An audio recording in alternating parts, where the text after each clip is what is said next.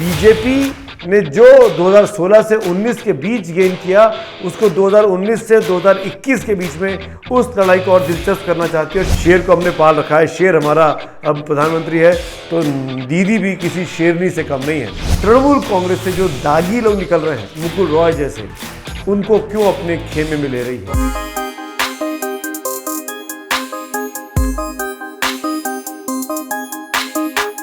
नमस्कार दोस्तों, आज रविवार का दिन है और आज कह सकते हैं आपकी सियासत का सुपर संडे है। रैलियों की भरमार है। रविवार के दिन रैलियों का रेला निकला हुआ है और सबसे बड़ी और सबसे अहम रैली जो आज की रही, जिसको आप समअप कर सकते हैं, वो ये प्रधानमंत्री मोदी ने ममता बनर्जी के गढ़ कोलकाता में जाकर, कोलकाता के सबसे बड़े ग्राउंड ब्रिगेड मैदान में जाकर एक विशाल जनसभा को संबोधित किया है। दावे बहुत हैं। सीपीएम कह रही है कि भीड़ उतनी नहीं आई जितनी आनी चाहिए थी। बीजेपी कह रही है कि बहुत बड़ी भीड़ थी। प्रधानमंत्री कह रहे हैं कि हेलीकॉप्टर से देख रहे थे तो बहुत बड़ी तादाद में लोग दिखाई दे रहे थे। भीड़ कैमरे की नज़र से अगर देखा जाए, जितना कैमरे का फुटेज आया, वो लबालब ठसाठस भरा हुआ ग्राउंड ब्रिगेड का दिखाई दे रहा है। किसके में ज़्यादा भीड़ थी, इस वाले में या पिछले संडे में जब सीपीएम और कांग्रेस और आईएसएफ की भीड़ थी, ये एक विवाद का विषय हो सकता है, बहस का विषय हो सकता है। मैं उसमें नहीं जाना चाहता हूँ, लेकिन एक चीज़ जो अंडरलाइन करने की ज़रूरत है आज की इस चर्चा में, जो मैं आपके सामने रखना चाहता हूँ, वो है कि पहली बार ऐसा लगा है ममता बनर्जी को कोई चुनौती मिल रही है। और ये चुनौती एक ऐसी पार्टी दे रही है जिसका 5 साल पहले राज्य की विधानसभा में ना के बराबर अस्तित्व था, कोई एग्जिस्टेंस ही नहीं था। वो भारतीय जनता पार्टी इन 5 सालों में 2016 से 2021 के विधानसभा चुनाव के बीच में जमीन आसमान का फासला तय कर चुकी है। और जिस तरीके से नरेंद्र मोदी की रैली को देखते हुए ममता बनर्जी ने अपनी रैली सिलीगुड़ी में प्लान की, उनकी पदयात्रा प्लान की, उसी वक्त उन्होंने पदयात्रा निकाली, उसी वक्त उन्होंने पदयात्रा के बाद एक भाषण दिया। उस भाषण में भी उन्होंने सीधे तौर पर अगर कुछ कहा तो सिर्फ एक व्यक्ति को निशाने पर लिया और वो थे नरेंद्र मोदी। तो ये बात समझ में आ गई है, इसको कहने की ज़रूरत नहीं है, ये it's writing on the wall है, बिल्कुल क्लियर, कि इस बार की चुनावी लड़ाई बंगाल में टीएमसी वर्सेस बीजेपी है और कुछ नहीं है। और अगर ये सीधा इसी तरीके से मुकाबला होता है पूरी 294 सीटों पर, तो मान के चलिए कि इससे बेहद दिलचस्प और कांटेदार मुकाबला आपने चुनावी इतिहास में शायद ही कभी देखा हो। टीएमसी पश्चिम बंगाल की सबसे बड़ी पार्टी है। ममता बनर्जी बीते 10 सालों से, जब से वो सत्ता में आई हैं, करीब 40 से 45% के वोट बैंक को उन्होंने अपने साथ इंटैक्ट रखा है। चाहे वो जिला स्तर के चुनाव हो, चाहे वो राज्य स्तर के चुनाव हो, या फिर वो लोकसभा का चुनाव क्यों ना हो, करीब 44-45% वोट बैंक जो है वो ममता बनर्जी और उनकी पार्टी के साथ नजर आता है। लेकिन इतनी कंफर्टेबल जगह पे होने के बावजूद भी भारतीय जनता पार्टी, जिसको 2016 के चुनाव में महज 3 सीटें मिली थी और 10% वोट मिला था, वो 2019 के लोकसभा चुनावों में 40% वोट पा जाती है और 18 लोकसभा सीटें जीत जाती है। 18 लोकसभा सीटों को अगर आप विधानसभा में कन्वर्ट करते हैं तो करीब 163 सीटें हो जाती है। इन परिस्थितियों को आप समझ सकते हैं कि बीजेपी ने जो 2016 से 19 के बीच गेन किया, उसको 2019 से 2021 के बीच में उस लड़ाई को और दिलचस्प करना चाहती है। और शायद इसीलिए प्रधानमंत्री मोदी भी अपनी ब्रिगेड के मैदान की रैली में सीधे ममता बनर्जी को निशाने पर लेते हैं। सुनिए। बीते 10 साल में बंगाल की शायद ही कोई मां है, शायद ही कोई बेटी है जो किसी न किसी अत्याचार के कारण रोई नहीं है, कोई सवाल न उठा सके। इसलिए ये आंकड़े भी छिपा करके बैठ गए हैं। साथियों, माटी की तो बात करने वालों ने बंगाल का कण कण, बंगाल का तिनका बिचौलियों, कालाबाजारी करने वालों और सिंडिकेट के हवाले कर दिया। पीएम की इस बात से बिल्कुल साफ हो जाता है कि वो और उनकी पार्टी अगर कुछ करने वाली है आने वाले 20-25 दिनों के इस चुनावी कैंपेन में, जब पहले चरण का मतदान होगा 27 मार्च को, वो ममता दीदी को निशाने पे रखेंगे, ममता दीदी की खामियां गिनाएंगे। ममता दीदी कमीशन लेती हैं, ममता दीदी के राज में कटमनी चलती है, ममता दीदी के राज में भाई भतीजावाद परिवारवाद चलता है, ममता दीदी के राज में भ्रष्टाचार बढ़ गया है। इसीलिए प्रधानमंत्री ने बार बार कहा, मंच से नारा लगवाया, वहां की जनता से नारा लगवाया, और नहीं और नहीं, अन्याय और नहीं और नहीं, भ्रष्टाचार और नहीं और नहीं, और नहीं मतलब और नहीं, अब नहीं चाहिए, बस बहुत हुआ। भ्रष्टाचार 2 बार बोलना है, भ्रष्टाचार, भ्रष्टाचार, तोलाबाजी, तोलाबाजी,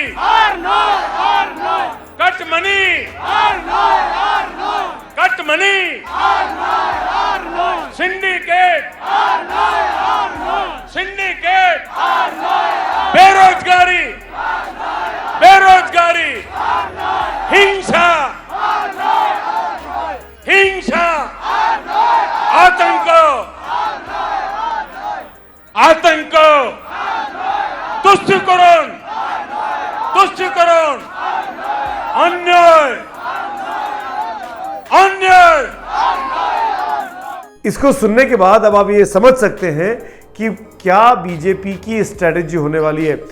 it's going to be direct contest, head to head contest होगा आमने सामने का, मोदी वर्सेस ममता का, मोदी वर्सेस दीदी का, और कोई मुकाबला नहीं है। और इस मुकाबले में आज की तारीख में जब हम और आप बात कर रहे हैं 7 मार्च को, संडे के दिन, बिल्कुल कांटे की टक्कर है। आप नहीं कह सकते कि ममता आसानी से जीत जाएंगी, आप नहीं कह सकते कि ममता आसानी से हार जाएंगी। ममता को उनके गढ़ में जाके हराना आसान काम नहीं है। और मैं इस बात को लेके ममता दीदी की इस चीज़ की अंडरलाइन भी करना चाहूँगा कि जिस तरीके से उन्होंने हेड ऑन लिया है, वो चाहती तो भवानीपुरा अपनी सीट से लड़ सकती थी, लेकिन उन्होंने कहा कि मैं नंदीग्राम में लड़के दिखाऊंगी, उस नंदीग्राम में जिसको बीजेपी इस चुनाव का सबसे बड़ा बैटल ग्राउंड बना रही थी, जहां से शुभेंदु अधिकारी, दीदी के जो सबसे क्लोजेस्ट एड थे, उनको बीजेपी अपने खेमे में ले आई।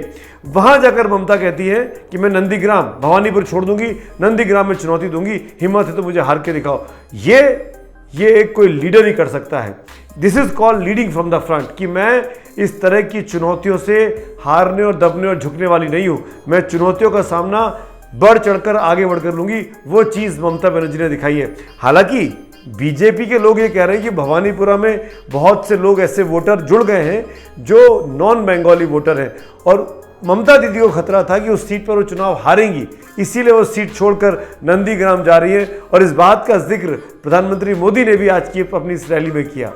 जब आपकी स्कूटी भवानीपुर जाने के बाद बदल नंदीग्राम की तरफ मुड़ गई,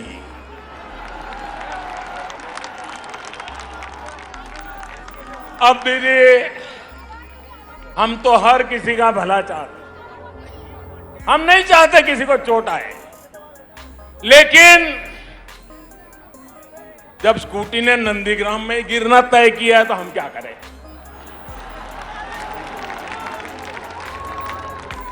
स्कूटी वाली बाइट आपने सुनी प्रधानमंत्री मोदी की, लेकिन ममता बनर्जी भी, जैसा कि मैं कह रहा हूं कि वो अकेली है। इधर पूरी भारतीय जनता पार्टी है, इधर मोदी है, इधर अमित शाह है, इधर नड्डा है, इधर दिलीप घोष है, इधर और बीजेपी के तमाम नेता लगे हुए, शुभेंदु अधिकारी, मुकुल रॉय, ये इतना सारे लोग मिलकर लड़ रहे हैं। इधर ममता बनर्जी है। ममता बनर्जी की पार्टी में बीजेपी से टूटकर कोई बड़ा नेता नहीं आया।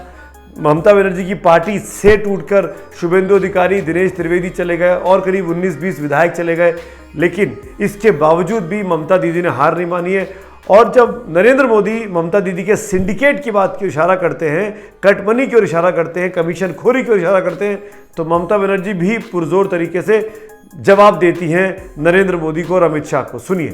যে প্রধানমন্ত্রী আপনি বাংলায় কোনো কাজ তো করতে আসেন না, কুৎসা করতে, অপপ্রচার করতে আসেন, সেটা আপনি রাজনৈতিক কারণে আসতেই পারেন, তাতে আমাদের কোনো আপত্তি নেই।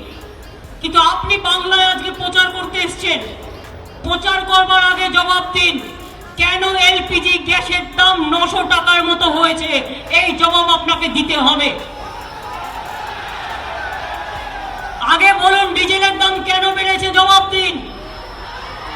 পেট্রোলের দাম কেন বেড়েছে, জবাব দিন। গ্যাসের দাম কেন বাড়ছে রোজ, জবাব দিন। বাংলা সরকার বিনা পয়সায় চাল দেয় আর 900 টাকায় গ্যাস কিনে পোটাতে হয়। বুঝতে পারছেন? বিনা পয়সায় চাল আর ফোটাতে গেলে 900 টাকা। নরেন্দ্র মোদী আপনার দাম কত টাকা এবার জিজ্ঞেস করুন। ममता ने इस रोड शो के दौरान जो उन्होंने सिलीगुड़ी में निकाला, यह इलाका तृणमूल कांग्रेस का कमज़ोर इलाका है, उत्तरी बंगाल का। इस इलाके से बीजेपी ने पिछली बार काफ़ी ज़्यादा सीटें लोकसभा में जीती हैं और उस इलाके में जाकर, मैंने अपने कमज़ोर इलाके में जाकर अपनी ताकत दिखाना, ये भी ममता बनर्जी की एक मजबूत लीडरशिप की निशानी है। हालांकि ममता दीदी ने महंगाई को मुद्दा बनाया, गैस सिलेंडर के दाम बढ़ गए हैं, पेट्रोल डीजल के दाम बढ़ गए हैं, पर अगर मेरा ऐसा मानना है एक राजनीतिक विश्लेषक होने के नाते, एक राजनीति का छात्र होने के नाते, कि जब आप महंगाई को मुद्दा बनाती है ममता दीदी, तो सवाल आप पर भी खड़े होते हैं। आपने इस महंगाई को काबू में लाने में, कंट्रोल में लाने में क्या कदम उठाए? क्यों नहीं आपके अपने राज्य में चीज़ें बाकी राज्यों के मुकाबले सस्ती हैं? 1 रुपये पेट्रोल डीजल के दाम कम कर देने से कोई बहुत बड़ी राहत नहीं मिलती है। आप तो चुनावी मौसम में थी, आप भी तो कुछ ऐसे बड़े कदम उठा सकती थी जिसके ज़रिए जो महंगाई वाला जो फॉर्मूला है, जिस पर आप नरेंद्र मोदी सरकार को घेर रही है, उस पर आपके पास अपनी तरफ से कहने को, अपने रिपोर्ट कार्ड में कुछ होता। दरअसल एक राजनीतिक विश्लेषक होने के नाते हम ये सुनना चाहेंगे कि आपने बीते 10 साल में क्या कमाया, जो आपने वादे किए थे वो कितने पूरे किए। आपको अपना लेखा जोखा देने की बारी है। बीते 5 साल में आपने जो वादे किए थे घोषणा पत्र में, मैनिफेस्टो में, वो पूरे हुए या नहीं हुए, उस पर भारत आपसे सुनना चाहता है, ना कि नरेंद्र मोदी की खामियों के बारे में। मैं जानता हूं कि ये चुनाव भारतीय जनता पार्टी के लिए आपके मुकाबले ज़्यादा आसान चुनाव है, क्योंकि ममता बनर्जी के लिए खोने को सब कुछ है और बीजेपी के लिए पाने को सब कुछ है। वो 3 की सीट पर है आज की तारीख में विधानसभा में, और 3 से बढ़कर अगर 30 भी होते हैं तो कह देंगे 10 गुना बढ़े, और 90 हो गए तो कह सकते हैं 300 गुना बढ़े, और अगर 200 के पार हो गए तो समझ लीजिए फिर तो बीजेपी कितना हंगामा मचाएगी इस देश में, वो उसका अंदाज़ा हम सबको है। हम सब उस चीज़ के बारे में सोच सकते हैं। तो बीजेपी के लिए पाने को बहुत कुछ है, खोने को कुछ नहीं है। ममता के लिए इस चुनाव में खोने को बहुत कुछ है, पाने के लिए उनको जी जान लगाना पड़ेगा, और वो जी जान लगाती ममता बनर्जी हर रोज़ दिखाई दे रही है। और इस मोदी को अगर आप शेर की तुलना करते हैं, लोग कहते हैं कि शेर को हमने पाल रखा है, शेर हमारा अब प्रधानमंत्री है, तो दीदी भी किसी शेरनी से कम नहीं है। और ये जब लड़ाई होती है शेर और शेरनी की, एक वोट के लिए, एक वोटर को पाने के लिए, एक वोटर को पाने के लिए, तो आप समझ सकते हैं कितनी खूंखार, कितनी कट थ्रोट, कितनी ज़बरदस्त प्रतिद्वंदिता दोनों खेमों में दिखने वाली है। आखिर में जाते जाते एक बात ज़रूर कहना चाहूँगा कि इस पूरी लड़ाई में, जहाँ पर दीदी वर्सेस मोदी दिखाई दे रहे हैं, जहाँ पर दीदी बाहरी वर्सेस अंदरूनी का मामला इनकैश कर रही थी, वहाँ पर प्रधानमंत्री मोदी ने दीदी पर निशाना साधा परिवारवाद को लेकर भी। और अभिषेक बनर्जी, उनकी पत्नी और उनकी साली के ऊपर जो इल्ज़ाम लग रहे हैं, इसका मतलब साफ है कि बीजेपी उसको और भी भुनाने वाली है। पर बीजेपी को इस बात का जवाब देना होगा कि वो तृणमूल कांग्रेस से जो दागी लोग निकल रहे हैं, मुकुल रॉय जैसे, उनको क्यों अपने खेमे में ले रही है। ऐसी बीजेपी जो शुचिता की बात करती है, वो दागियों के साथ अपने आप को क्यों एसोसिएट करते हुए देख रही है। क्या बीजेपी चुनाव जीतना इतनी बड़ी मजबूरी है? ये बात हम समझते हैं कि बीजेपी के लिए अपने पार्टी का विस्तारीकरण करना ज़रूरी है। वो अपनी पार्टी को उन राज्यों में फैलाना चाहते हैं जहाँ वो कमज़ोर रहे हैं। पश्चिम बंगाल, तमिलनाडु, केरल, ये ऐसे राज्य हैं जहाँ बीजेपी कभी सत्ता में नहीं आई। उन जगहों पर चुनाव जीतने के लिए आप कोई ऐसे व्यक्ति का साथ लें जिन पर पहले से करप्शन के चार्जेस हैं। क्या ये उचित कदम होगा? ये भी सोचने की बात है। अंत में एक सलाह कांग्रेस के लिए, वामपंथ के लिए, ये आपका गढ़ था। 10 साल पहले लेफ्ट की सरकार थी और करीब 42 साल पहले कांग्रेस की सरकार यहाँ रही है। 40-42 साल पहले आप लोगों ने इस गढ़ को हाथ से गंवा दिया है और पाने की कोशिश, दोबारा उसको लाने की कोशिश में अभी आप काफ़ी पीछे दिखाई दे रहे हैं। 20 दिन का वक्त है, सुधर जाना चाहिए सीताराम येचुरी, राहुल गांधी जैसे दिग्गज नेताओं को, वरना इस जगह पर भी जहाँ पर 42 लोकसभा सीटें, 294 विधानसभा सीटें, उस जगह पर भी आप अपनी ज़मीन अगर खो देते हैं तो मान के चलिए बीजेपी के लिए आने वाले वर्ष कुछ वर्ष, अगले 10 साल 15 साल बहुत ही सुकून भरे होंगे, क्योंकि बीजेपी एकमात्र बड़ी पार्टी के तौर पर उभरती हुई और मेहनत करती हुई दिखाई दे रही है। धन्यवाद।